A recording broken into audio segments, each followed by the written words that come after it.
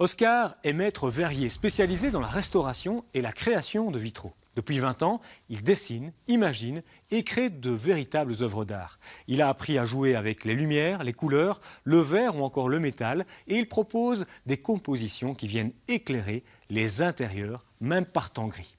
C'est un reportage de Jean-Noël Lemar et de Marie-Pierre Moulignot dans le quartier Saint-Boniface à Ixelles.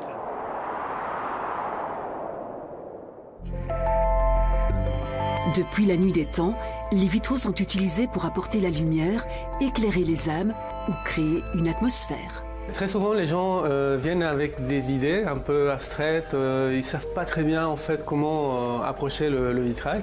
Notre travail à nous, c'est de les conseiller, de les guider et de montrer un peu les différents styles, les différentes matières, les différentes transparences de le verre pour les fonctions. Parfois, c'est dans une salle de bain, donc on veut cacher par transparence. Donc il faut utiliser des verres moins transparents.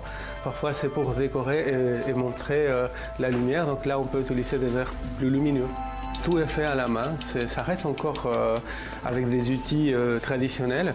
C'est vraiment un travail de création à la base. On commence par un croquis, un dessin. Ensuite, on choisit les verres et les couleurs. Donc on détermine à quel endroit on va mettre tel verre, telle couleur.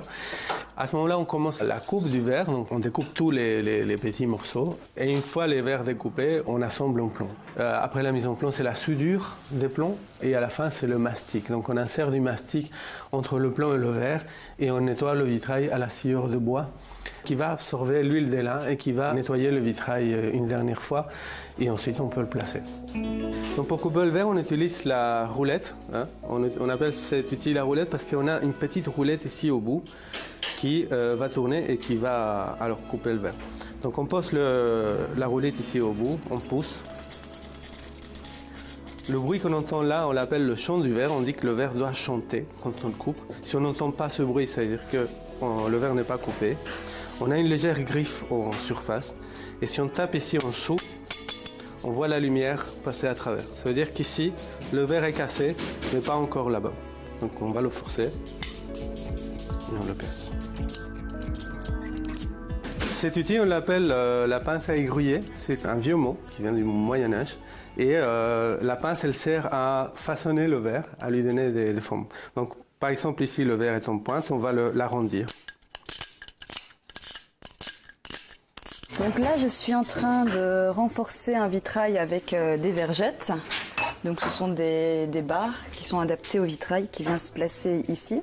Le vitrail, c'est un aspect très décoratif. Donc il vient amener une décoration d'intérieur dans la maison. Et ce qui est vraiment intéressant, je trouve, c'est que qu'importe le temps qu'il fait dehors, la lumière va varier en fait dans le vitrail. Donc les couleurs seront très différentes le matin, en journée ou le soir même. La météo va éclairer au pas le vitrail et à travers le vitrail, quand on est chez soi, on verra un peu le temps qu'il fait à l'extérieur. Mais ce temps va permettre justement au vitrail d'être illuminé, d'être éclairé et va le mettre en valeur. Et à l'origine, le vitrail, quand il a été créé, surtout dans la période gothique, il a été créé justement pour éclairer les âmes des croyants et pour apprendre à travers cette lumière les histoires de l'Évangile et l'histoire de cette époque où on enseignait aux hommes les valeurs et les connaissances à travers le vitrail, à travers la lumière. On peut l'utiliser comme paroi entre l'intérieur et l'extérieur. Donc il est résistant aux intempéries. Les ultraviolets pourraient transformer la couleur du verre, mais après des décennies. Donc non, je dirais que le vitrail ne souffre pas du soleil. Par contre, il s'embellit parce que la lumière du soleil va éclairer les couleurs. Par transparence, va illuminer le vitrail et va justement le rendre éclatant. Je suis occupée de réaliser un vitrail pour un paravent Art Nouveau que je réalise pour mon jury de fin d'année. Et donc là, je suis occupée de découper les morceaux de verre. J'adore le jeu de lumière qu'on peut créer, le fait que je peux l'utiliser pour l'assembler avec le bois et l'assemblage des deux m'intéresse énormément. On travaille avec une matière qui est assez magique. Il n'est pas facile à couper, il faut un peu se connaître au niveau technique, mais une fois qu'on connaît la technique, on arrive à faire des jolies choses. Et de voir un peu le petit sourire des autres, le mien d'abord, et puis celui des autres, c'est assez sympa. Ouais. Après ces